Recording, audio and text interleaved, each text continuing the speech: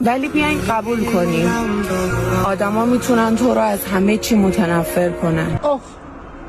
از همه تون متنفرم. کس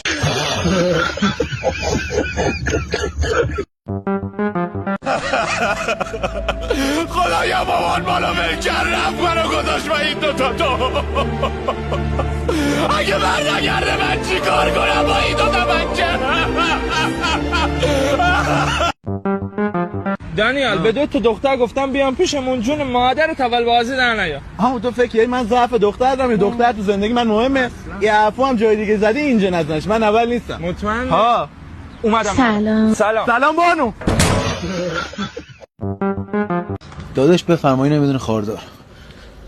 داداش جا اینی که دادی خاراش کمه، نداری یکم خاراش بیشتر باشه؟ بابا دهن سریس مگه میخوای ته قابلمه باش بسابی کس که روزی دارم به این کلیپ میخندم.